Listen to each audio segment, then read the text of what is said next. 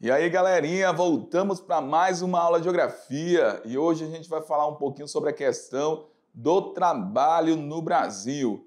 Falamos na aula anterior sobre a transformação no campo do trabalho, principalmente com a questão aí da Revolução Industrial.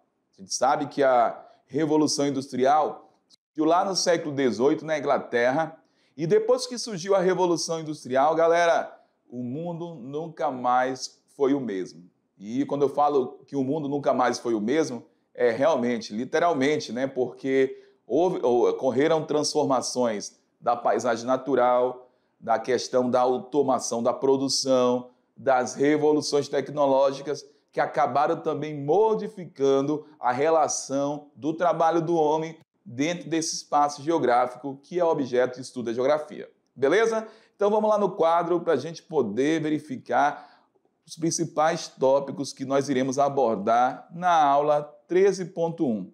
Nós iremos falar sobre o trabalho no Brasil, a gente vai citar toda essa questão do campo do trabalho brasileiro, falar um pouquinho sobre taxa de desemprego, falar sobre o trabalho análogo à escravidão no Brasil, também o trabalho infantil e a entrada da mulher no mercado de trabalho. A entrada e o desenvolvimento de toda dessa, vamos colocar, entrada da mulher no campo trabalhista aqui no Brasil.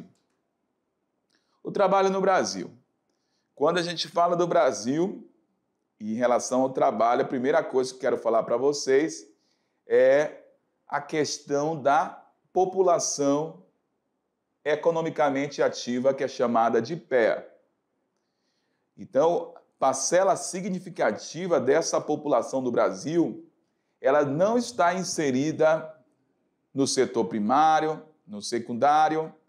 Essa parcela também, muitas das vezes, não está inserida no setor terciário de forma formal, ou seja, com trabalho garantido, com registro em carteira, onde esse determinado funcionário tem garantias dos direitos trabalhistas.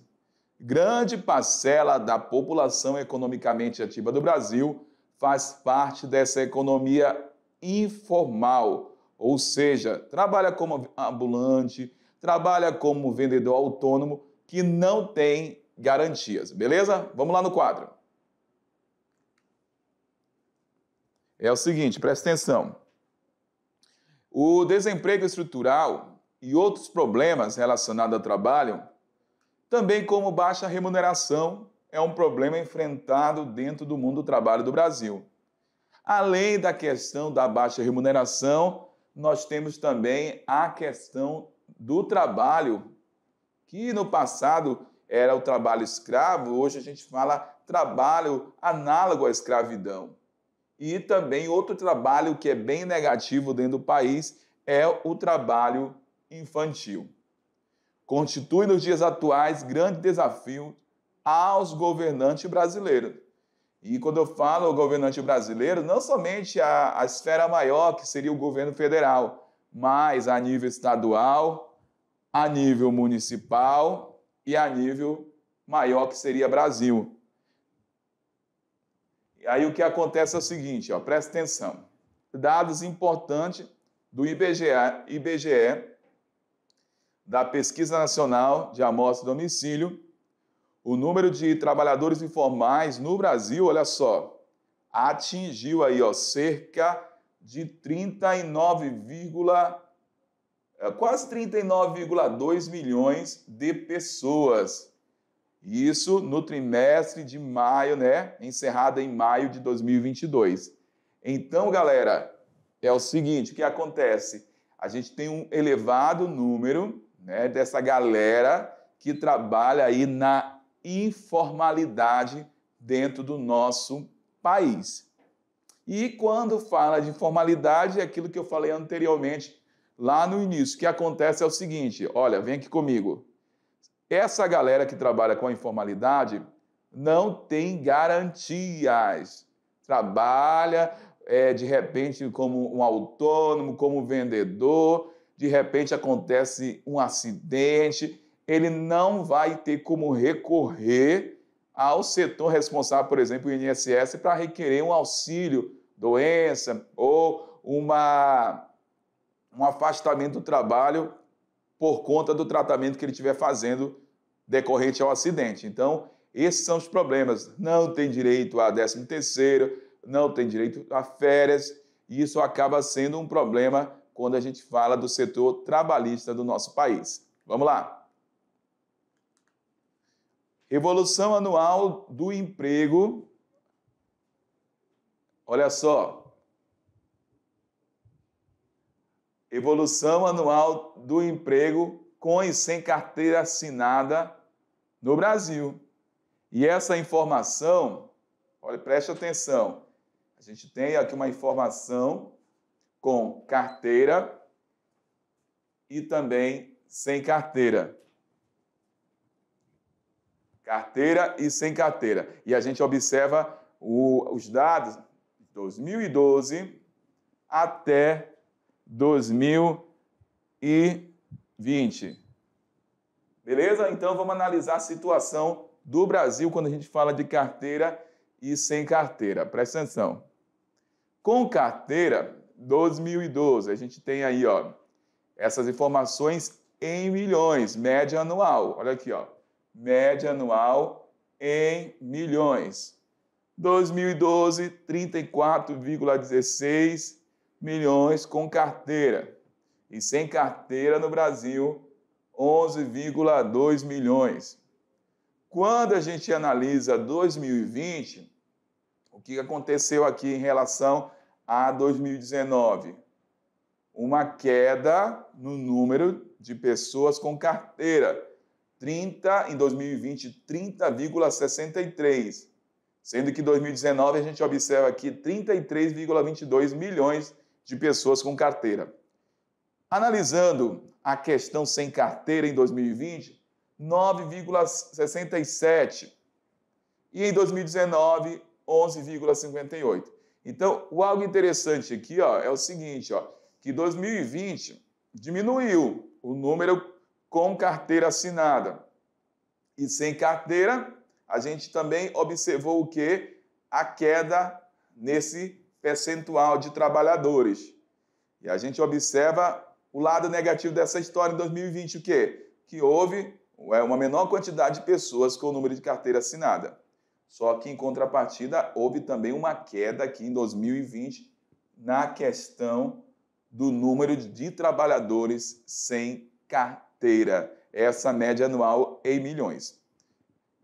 Então, a gente observa esse gráfico da economia do G1, fonte IBGE, de 2012 até 2020. Vamos lá. Contribuíram ainda para esse fato, quando a gente fala dessa questão do trabalho, essas transformações no campo do trabalho, acabaram sendo todos os dias desafiadas. E hoje os países enfrentam problemas para resolver ainda a questão dessa oferta de trabalho. A gente viu anteriormente aquele gráfico onde mostra lá o total de número de pessoas com carteira e sem carteira assinada.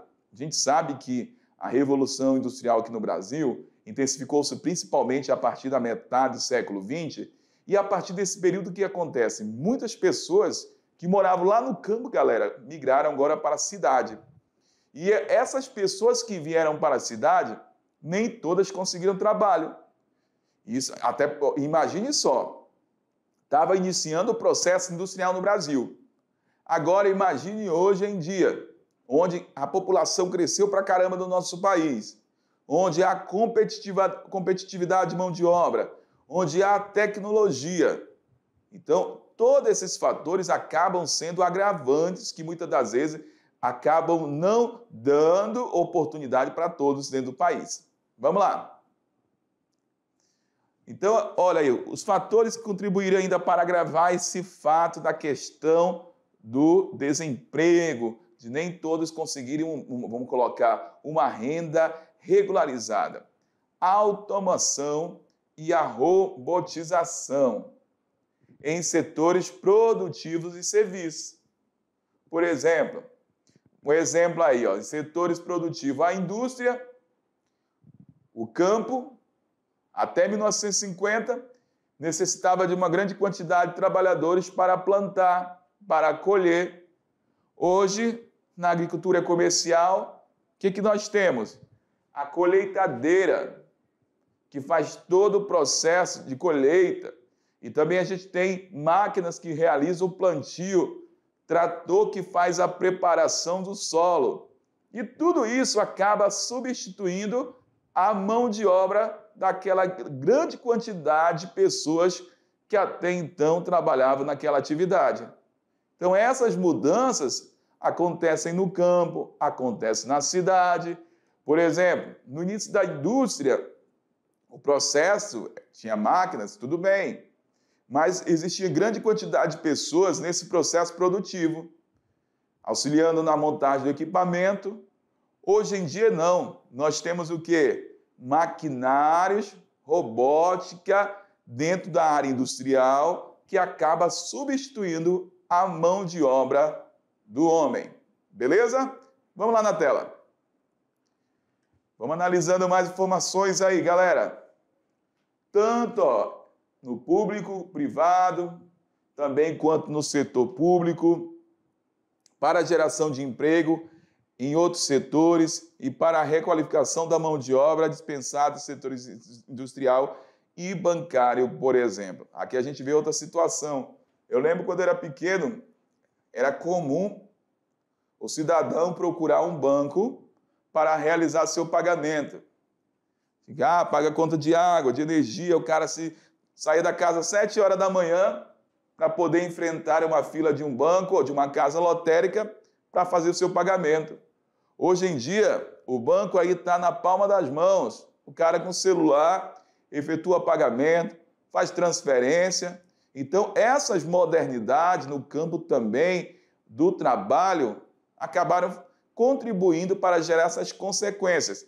Tem seu lado negativo? Com certeza, evoluiu, avançou, mas tem a questão negativa da história, beleza?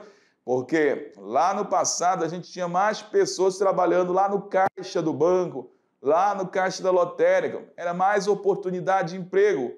Hoje em dia não, hoje de 6 caixas a gente encontra 1, 2, 3 no máximo caixas dentro de uma agência bancária. Então, são as transformações a partir desses avanços tecnológicos no campo do trabalho. Vamos lá. E aí, contribuir ainda para esse fato, recessão econômica. Recessão econômica gera também o desemprego, que a gente até falou na aula anterior, que é o chamado desemprego conjuntural. O que é o emprego conjuntural? É toda vez que um determinado banco, vamos colocar uma determinada empresa, ou até mesmo a nível país, está passando por uma crise econômica e ele precisa demitir aquele grupo de pessoas. Então, durante o momento de recessão, que é a crise, esse fator também contribui para gerar desemprego. E mais recente, eu trago aqui uma consequência por ter aumentado a questão do emprego no Brasil, não só no Brasil, mas a nível mundial também, é a questão da pandemia, da Covid aí, que afetou e acabou matando milhões de pessoas aí pelo mundo. Então é um grande problema, entendeu? Quando a gente fala também das doenças que acabam afetando o campo do trabalho. No Brasil, assim como na maioria dos países do globo, nos emergentes, que são os países emergentes, como o caso do Brasil, subdesenvolvido, o grupo etário mais atingido pelo desemprego não é lá da população idosa, mas sim o grupo dos jovens e adultos até 25 anos, galera. Isso daí é uma informação interessante, porque esse jovem, muitas das vezes, até quer trabalhar, mas às vezes não tem a escolarização exigida, ou de repente na área que ele pretende atuar, ele não tem aquela qualificação profissional. Então, o emprego, muitas das vezes, que é ofertado para jovens sem qualificação, é um emprego de menor remuneração. E esses empregos, muitas das vezes, não estão disponíveis para toda a população daquele local apta para o trabalho. E esse jovem acaba enfrentando problemas e toda essa questão do desemprego pode gerar e desencadear até mesmo problema de violências dentro da cidade. Beleza? Vamos lá. Segundo a Organização Internacional do Trabalho, estima ainda que a probabilidade de pessoas com 24 para 25 anos ficarem sem trabalho nos países subdesenvolvidos é 3,2 vezes maior que nas faixas de idades mais velhas. Isso aqui é interessante, galera. Por quê? Será? Porque a galera que está nessa faixa mais que 25 anos, com 30 anos, já tem toda uma questão da experiência, tem toda uma questão da qualificação. A gente não pode generalizar, mas é dessa forma que acontece. Então, nos países de menor desenvolvimento, essa galera ela está mais propensa a ficar desempregada, a sofrer mais pela falta de emprego por conta aí da baixa qualificação profissional. Taxa de desocupação. Nós temos aqui uma outra pesquisa do PNAD. Essa pesquisa é do Brasil, fonte IBGE. E a gente tem períodos aqui, 2014, 2015, 2016, 2017, 2018. A gente consegue ver a taxa de desocupação no Brasil. E observando, a gente consegue encontrar a menor taxa de desemprego no Brasil, desocupação, em 2014. E a maior taxa a gente consegue encontrar aqui no finalzinho, na verdade é 2017, 13,7%. E aí depois houve uma queda em 2017, no último trimestre, para 11,8%. E em 2018, essa taxa de desocupação ela subiu novamente para 13,1%. Só para a gente entender como que está a taxa de desocupação no Brasil. E boa parte dessa taxa de desocupação é formada aí pela população mais jovens, como vimos anteriormente. Então, a gente consegue ver também aqui a evolução da taxa de desemprego no Brasil, com informações mais recentes, de 2021. Então, olha só, em novembro de 2020, a taxa estava em torno de 11,2% do desemprego. Quando finaliza o março, abril e maio de 2021, nós temos aqui no gráfico uma taxa de 14,6%. Então, é muita gente desempregada. A gente vê um percentual pequeno, mas essa taxa é sobre a população economicamente ativa do Brasil, que é a famosa PEA, População Economicamente Ativa. Galera, e aí eu trago para vocês uma informação bem interessante, que é a taxa de desemprego por unidade de federação, que são os estados do Brasil. E aqui a gente observa o que, galera? 13 estados do Brasil com as maiores taxas de desemprego. E aí a gente começa Pernambuco com a maior taxa no primeiro trimestre de 2021, com 21,3% a taxa de desemprego. Depois a gente tem Bahia, Sergipe. A média do Brasil no primeiro trimestre de 2021 foi de 14,7%. E a menor taxa que a gente encontra de desemprego nesse primeiro trimestre de 2021, Santa Catarina. Aí, olha Rondônia. Rondônia fechou com 11,4%. Analisando as últimas colocações, que são as maiores taxas, a gente observa aqui, Pernambuco, Bahia, Sergipe, Alagoas, Maranhão, Paraíba, Ceará, essas regiões, deixa eu mudar de cor aqui, correspondem ao que, galera? A regiões, né? A estados da região Nordeste. E aí, nesse intervalo aí do Nordeste, nós temos também outros estados, que esses estados, a maior parte, não são estados, ainda tem Rio Grande do Norte, que é do Nordeste, mas vamos identificar aqui Norte, ó, Tocantins, deixa eu voltar aqui. Eu tenho Tocantins, eu tenho Acre, tenho o Amazonas, o Amapá. Então, essa parte que eu estou marcando agora em ocre, em amarelo, são estados da região norte do Brasil.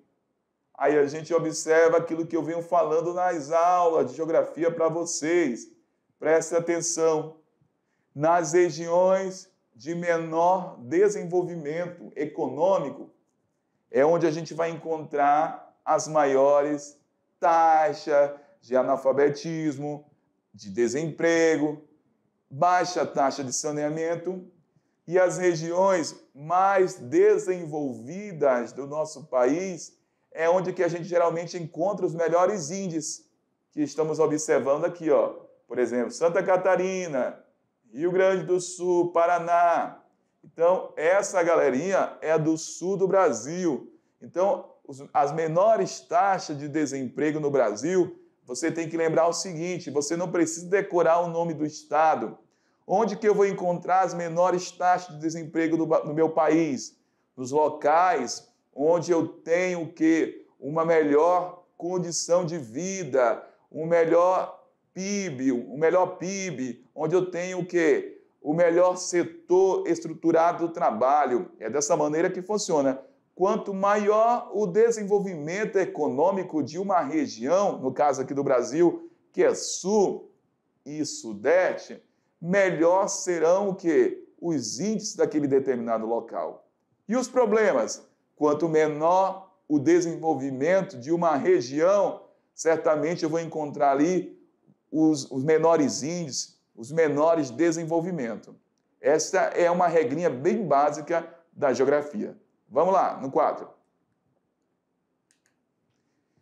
Taxa de desemprego no Brasil atualizada, de acordo com 2022, nós temos aí, ó, fechou o primeiro trimestre encerrado aí em maio, segundo o PNAD, a nossa taxa ficou aí em 9,8.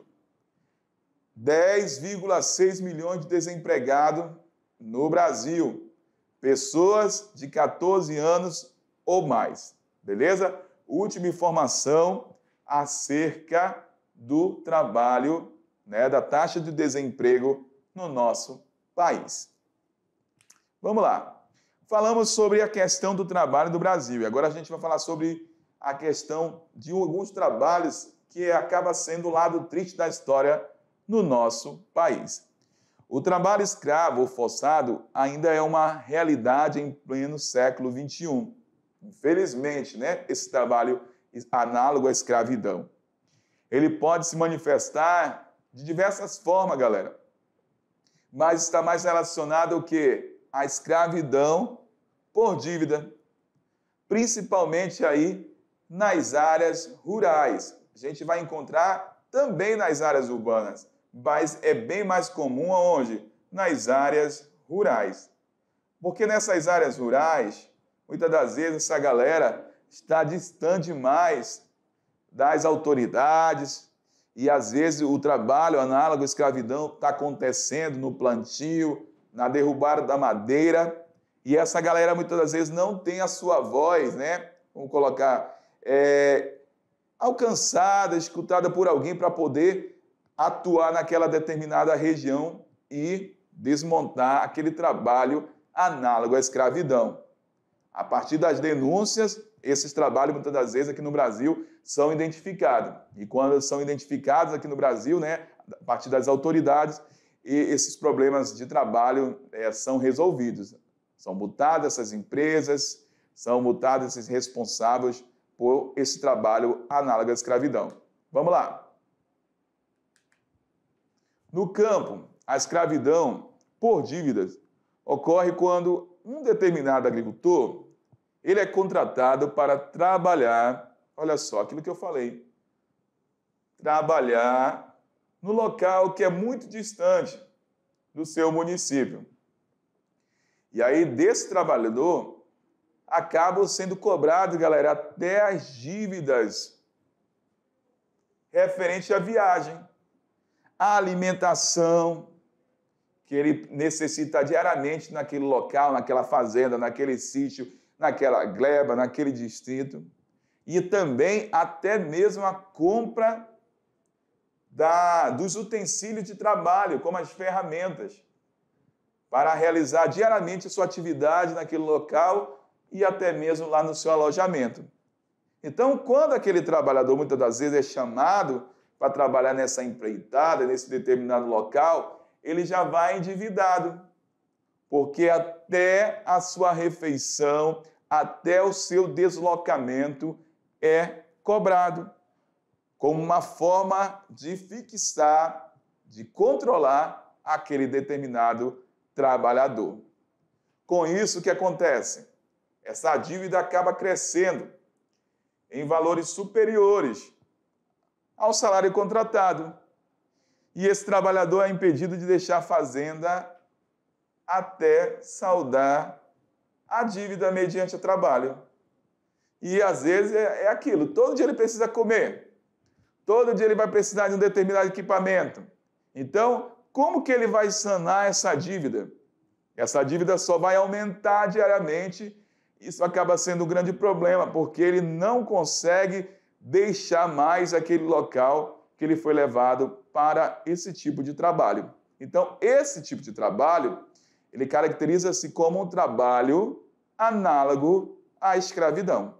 Beleza? Infelizmente, acontece muito com a questão nas áreas de reserva mineral, para trabalhar com a extração do ferro, do ouro, ou trabalhar com o carvão vegetal, a queima do carvão vegetal, trabalhar no plantio, trabalhar na derrubada, trabalhar também na criação da pecuária. Vamos lá, de olho na tela. Temos aqui um gráfico agora com informações sobre Brasil, os trabalhadores e escravos resgatados no nosso país, e a gente consegue observar uma evolução histórica que vai de 1995 até 2013. E a gente consegue evidenciar algumas informações bem chocantes. Olha só, em 2003, 5.223 trabalhadores libertados. Em 2007, 5.999. E com o passar dos anos, a gente observa a queda, 2063. Então, a gente consegue verificar todos esses marcos históricos, né, em relação a trabalhadores libertados por ano no Brasil, de 95 até 2013. Aí, de repente, pode ver, mas houve a queda, né? Beleza, houve a queda, mas será que realmente houve a queda ou as ações que foram diminuiu nesse momento, nesse determinado período, e não foi tão efetiva a questão da fiscalização? Então, tudo isso tem que ser considerado também nesse processo investigativo do trabalho análogo à escravidão no Brasil. Temos outro gráfico que fala sobre o trabalho escravo. O número de operações e resgates caíram nos últimos anos. A gente observa nessa amostragem de 2000 até 2016. Então, 2016, em 2006, 2002 e 2006 e 2008, a gente teve um grande número, 5.223, 5.999. E após 2008 em diante, a gente observou a queda. 2.808, 1.010 em 2014 e em 2016 667. Temos esse gráfico que mostra aí a questão dos trabalhadores escravos resgatados no Brasil por região. E essas cores representam o que no nosso mapa? Quanto mais claro, menor quantidade de trabalhadores resgatados. E as cores mais escuras, as áreas onde a gente tem a maior quantidade de trabalhadores resgatados. Então, a gente observa nessa região do Brasil aqui, ó, principalmente do Pará, as áreas de maior, na região central do Brasil, de forma geral, as maiores áreas aí onde a gente observa de registro de trabalhadores escravos do Brasil, que trabalha aí com a questão da agricultura e da pecuária, galera. Vamos falar do trabalho análogo à escravidão nas áreas urbanas. Muitos jovens, galera, acabam sendo seduzidos realmente pela oferta de trabalho em cidade distante, com compromisso de pagar despesa de viagem, hospedagem, com o futuro do trabalho que ele vai desempenhar naquela localidade. Deixa eu pegar uma outra cor aqui. Então, essa galera é atraída, eu vou trabalhar na cidade, eu vou ganhar muito dinheiro, eu vou acabar pagando minha dívida e vai ficar tudo certo. Mas nem sempre é assim. Essa galerinha, ao chegar no determinado local, são obrigados a trabalhar em empresas que funcionam clandestinamente, sem receber remuneração e em jornadas longas, extenuantes ou ainda até mesmo na prostituição. É um grande problema, olha só. Dentro das áreas urbanas acontece isso demais, principalmente nos grandes centros. Temos o gráfico que fala sobre os setores dos empregados na lista de trabalho escravo, de acordo com o ano de 2017. Vamos analisar. Deixa eu apagar aqui.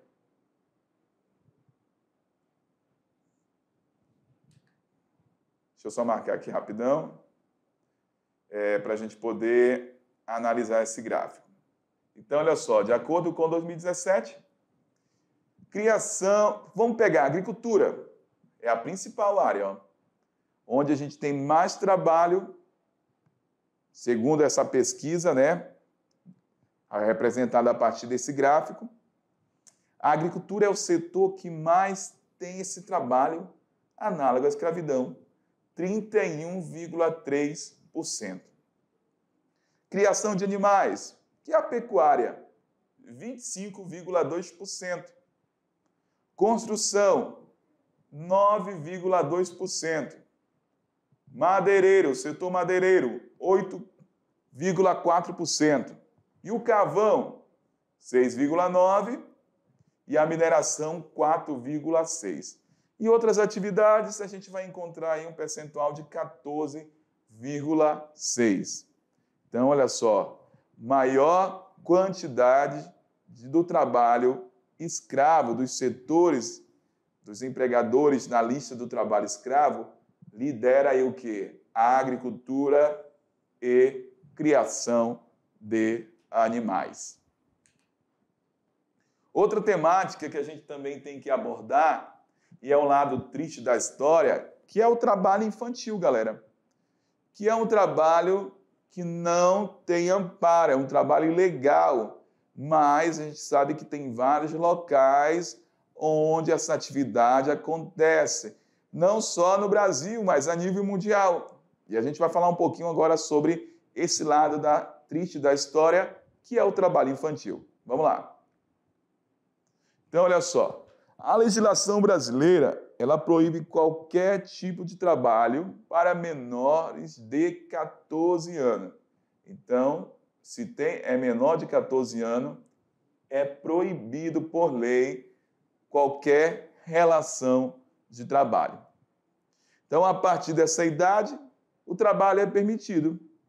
Mas a gente sabe que a condição desse menor que trabalha é condição de aprendiz, que tem toda uma autorização prévia da família e em atividades que não sejam degradantes, perigosas ou insalubres. insalubre. Então, é dessa forma que acontece. Beleza?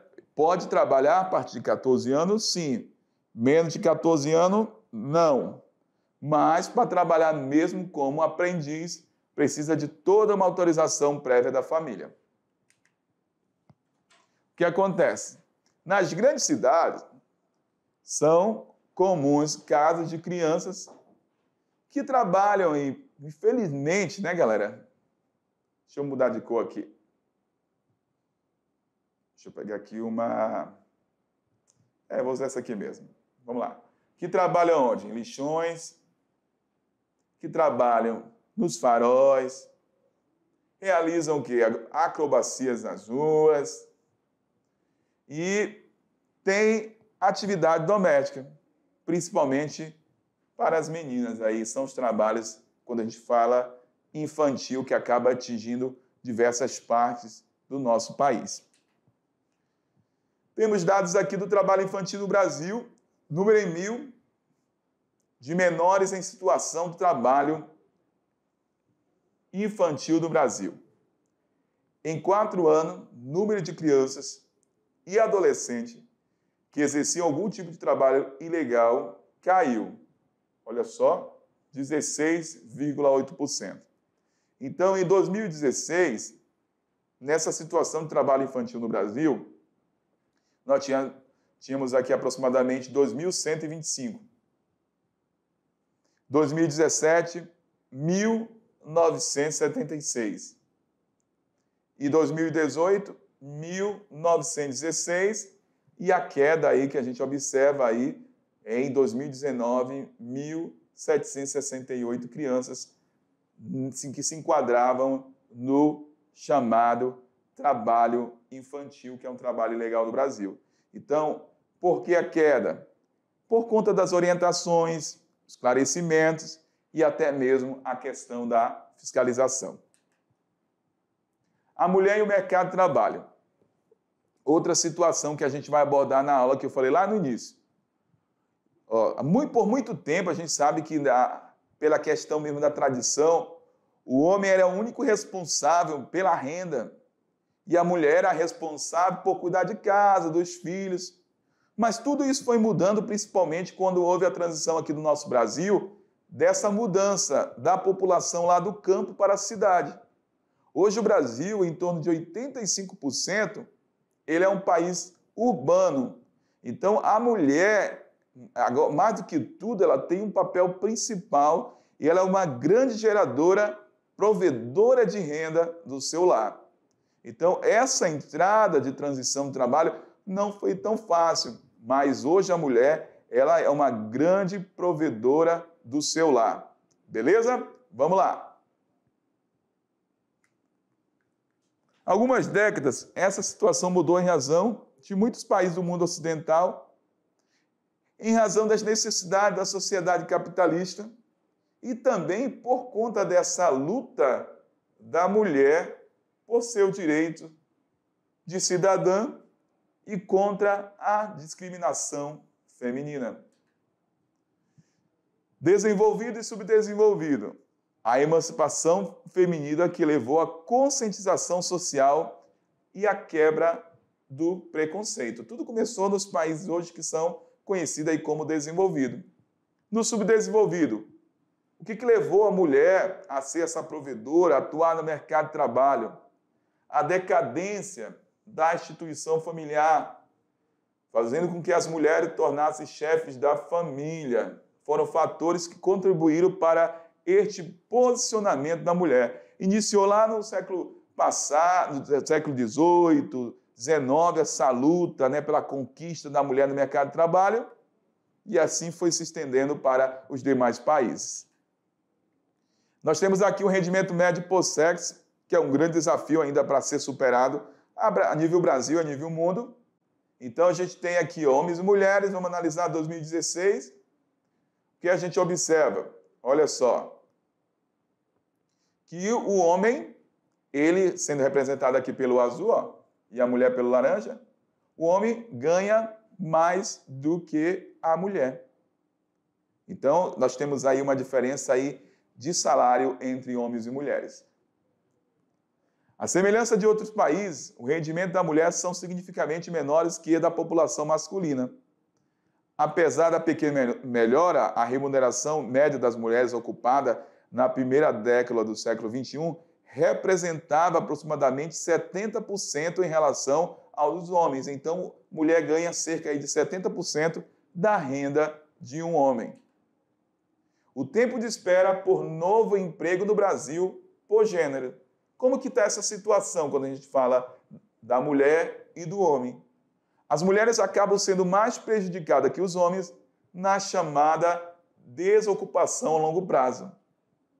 Homem e mulher, até um mês, 23,6 homem, mulher 15,6.